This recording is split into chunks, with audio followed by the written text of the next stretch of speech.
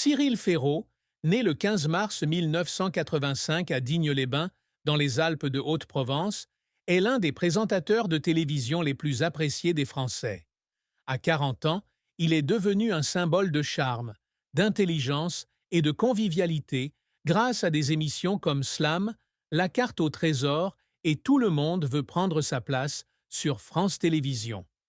Avec son sourire radieux et son style de présentation accessible, Cyril a conquis le cœur de millions de téléspectateurs, des enfants aux personnes âgées. Cependant, derrière le halo d'une brillante carrière, la vie de Cyril Ferraud est un parcours jalonné de profonde tristesse, de défis difficiles et de secrets qu'il a gardés cachés pendant de nombreuses années. Entre pertes personnelles et pressions professionnelles et amoureuses, Cyril a dû surmonter de nombreuses difficultés pour devenir une star appréciée.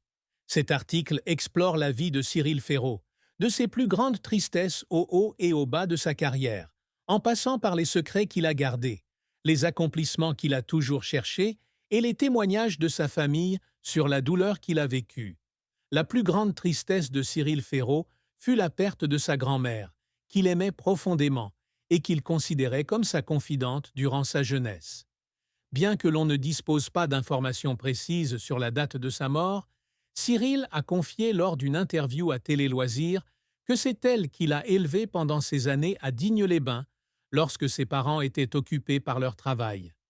Elle était non seulement sa protectrice, mais aussi une source d'inspiration, lui racontant des anecdotes sur la culture et l'histoire de France et lui inculquant une passion pour les médias. Son décès, alors que Cyril était encore jeune, a laissé un vide incommensurable.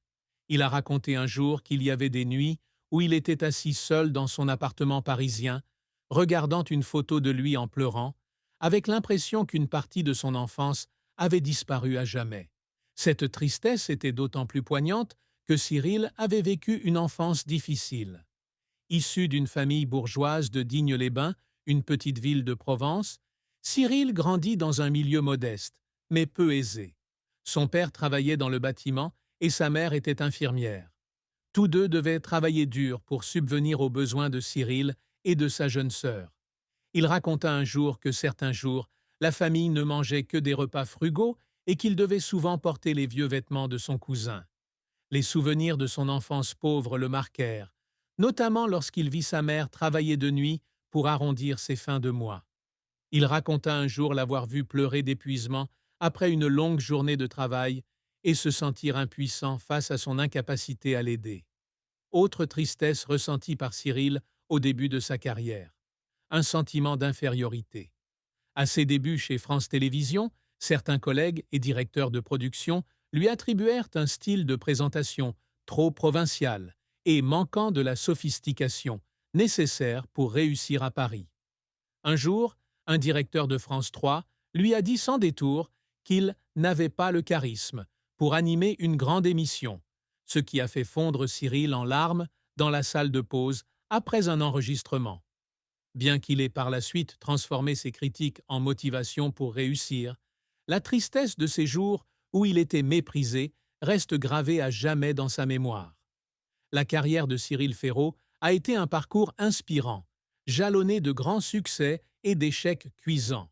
Il a débuté sa carrière très tôt, étudiant à l'université de Nice Sophia Antipolis, où il a obtenu une licence en communication.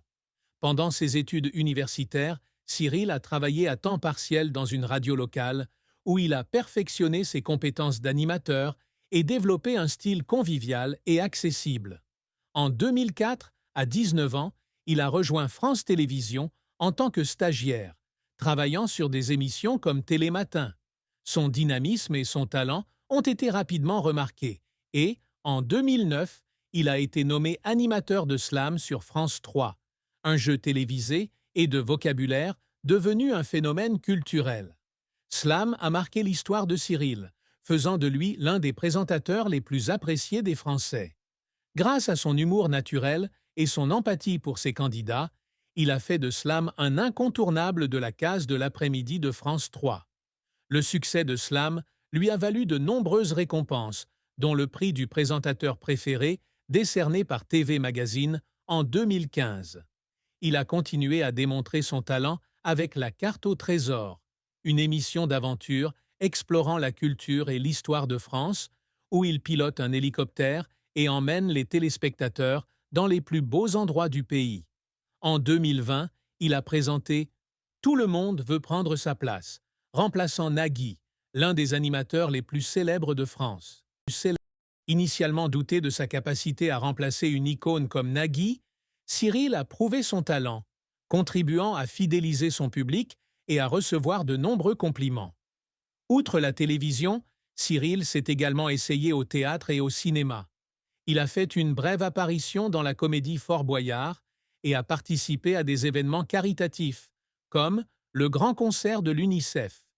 Il est également producteur, à l'origine de plusieurs petites émissions sur France Télévisions, et a animé des émissions spéciales comme le Grand Concours des animateurs. Sa polyvalence dans de nombreux rôles, de présentateur, acteur et producteur, lui a permis de bâtir une carrière riche et pérenne, lui valant le respect du public et de ses collègues. Cependant, la carrière de Cyril n'a pas toujours été de tout repos. À ses débuts, il a dû faire face à une concurrence féroce dans l'industrie télévisuelle française, dominée par des présentateurs comme Laurent Ruquier et Cyril Hanouna. Certains de ses projets, comme un pilote sur France 4 dans les années 2000, ont échoué et ont été annulés après quelques épisodes. Il a un jour raconté qu'il avait préparé un nouveau jeu télévisé avec tout son cœur, mais que les téléspectateurs et les critiques l'avaient critiqué pour son format trop simple. Après la dernière diffusion, il s'est assis seul dans sa salle de pause et a pleuré, estimant n'avoir pas été à la hauteur des attentes du public. Les efforts de Cyril pour réussir ont également été accompagnés de larmes. Perfectionniste, il passait souvent des mois à préparer une émission, de la mémorisation du scénario à la collaboration avec l'équipe de production. Lors du tournage de La Carte au Trésor, il a dû faire face à des conditions difficiles, notamment en pilotant un hélicoptère par mauvais temps et en filmant dans des zones reculées. Un jour, épuisé après une longue journée de tournage dans les Alpes, il a pleuré dans sa voiture, se sentant incapable de terminer le travail. Une autre fois, alors qu'il animait Slam, il a été confronté à un candidat au parcours personnel déchirant, et il a pleuré avec lui hors champ, incapable de contenir ses émotions. Ces moments témoignent non seulement de son dévouement, mais aussi de son amour pour son travail et son public. La fin de l'émission La Carte au Trésor, en 2023, après plus de 20 ans sur France 3, a été une fin tragique pour Cyril Ferraud. Pour lui, l'émission n'était pas seulement un projet télévisuel, mais aussi un rêve d'enfant. Il regardait La Carte au Trésor avec sa grand-mère et rêvait d'animer l'émission. Lorsque France Télévisions a décidé d'annuler l'émission en raison des coûts de production élevés et de l'évolution des goûts du public, Cyril a eu le sentiment d'avoir perdu une partie importante de sa vie. Il a un jour confié que le jour du dernier épisode, il avait pleuré en coulisses, non seulement parce que l'émission se terminait, mais aussi parce qu'il avait le sentiment d'avoir échoué à préserver l'héritage qu'il chérissait. La fin de La Carte au Trésor a également marqué une période difficile dans la carrière de Cyril. Après l'annulation de l'émission, il a dû essuyer les critiques de certains téléspectateurs qui estimaient qu'il n'était pas assez bon pour maintenir le même niveau de popularité que le précédent animateur, Philippe de Dieuleveuille. Ces commentaires ont plongé Cyril dans un profond doute. Il a confié avoir vécu des jours seul dans son appartement parisien, se demandant s'il était sur la bonne voie pour sa carrière. Cette tristesse s'est aggravée lorsqu'il a réalisé qu'il avait investi tant d'émotions dans la série qu'elle était devenue une part indissociable de lui-même. La vie amoureuse et le mariage de Cyril Ferraud relèvent de sa sphère privée, et il partage rarement des détails sur sa vie privée en public. Selon certaines sources, Cyril serait actuellement célibataire et n'aurait jamais été marié, bien que des rumeurs aient circulé sur ses relations avec plusieurs personnalités du monde du spectacle. Dans une interview accordée à Gala, il a déclaré croire en l'amour, mais son emploi du temps chargé l'empêche de trouver le temps de construire une relation durable. « J'adore mon travail, mais parfois, je me demande si je ne passe pas à côté de quelque chose de plus important », a-t-il confié, laissant entendre qu'il se sent seul dans ses moments privés. L'une des plus grandes tristesses de la vie amoureuse de Cyril réside dans ses relations amoureuses ratées. Il a un jour révélé avoir eu une relation profonde dans sa jeunesse, mais cette relation a pris fin en raison de différences de style de vie et de carrière.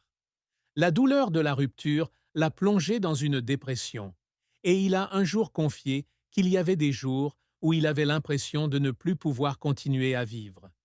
Il fondait souvent en larmes en repensant aux moments heureux perdus, et un jour, il roulait seul dans les rues de Provence où il avait l'habit